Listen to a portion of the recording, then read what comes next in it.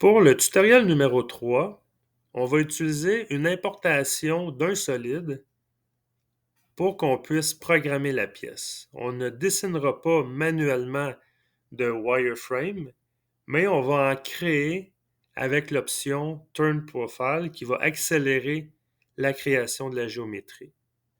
Pour commencer, vous allez devoir aller dans Classroom, dans le devoir tutoriel numéro 3, et on vous fournit un fichier, c'est un parasolide, c'est un fichier en 3 dimensions avec l'extension XT. Vous allez devoir le télécharger et le sauvegarder à l'endroit que vous voulez. Par la suite, on doit aller dans Mastercam et on va faire Ouvrir. On va aller dans le dossier en question et on va s'assurer qu'en bas ici, l'option All Files soit activée. Et on voit tutoriel numéro 3, XT, pour l'extension du parasolide. On clique dessus et on fait ouvrir. On voit notre pièce en 3 dimensions. Ici, on n'a que la pièce en 3 dimensions. On n'a pas de wireframe, on n'a pas de ligne où est-ce qu'on peut utiliser pour définir nos différentes chaînes.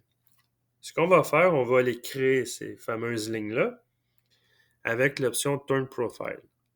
Mais avant de faire ça, on va travailler avec les levels, les niveaux. On a une option, un onglet Levels, et on voit qu'on a un crochet vert pour dire que présentement, on est actif sur le premier niveau. Il est visible. Je pourrais mais là, on n'a pas de deuxième niveau, mais je pourrais le rendre invisible. On a le nom du niveau, qui est tutoriel numéro 3. Et on a le nombre d'entités. C'est une entité, c'est une pièce solide.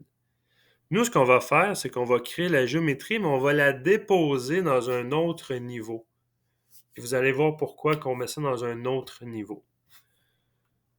On va créer tout d'abord notre niveau numéro 2. Vous écrivez 2 vis-à-vis numéro.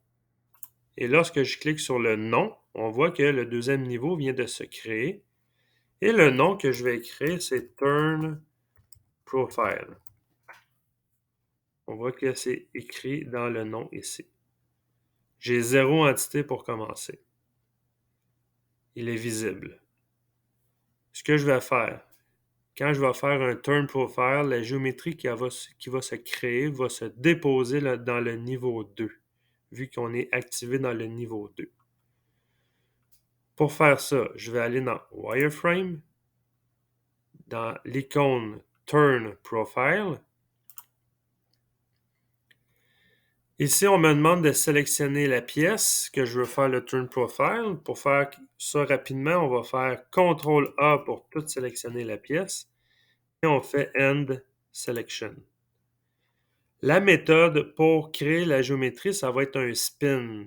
Par rapport à l'axe central, on va faire une rotation de 360 degrés pour faire la géométrie.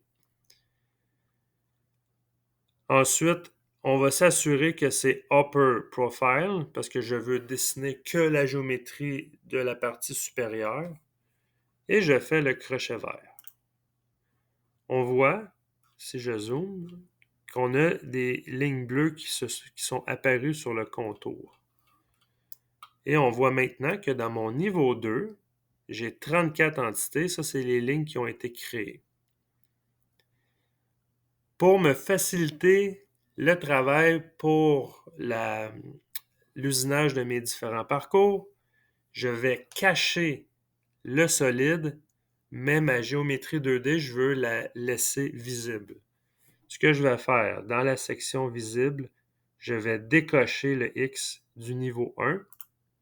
Mon solide disparaît. Je pourrais le réactiver sans problème, mais pour me faciliter le travail, je vais la cacher. Je vais cacher mon solide et je vais voir que la géométrie 2D que j'ai créée. Alors là, on est prêt à faire le stock setup et l'usinage de notre pièce.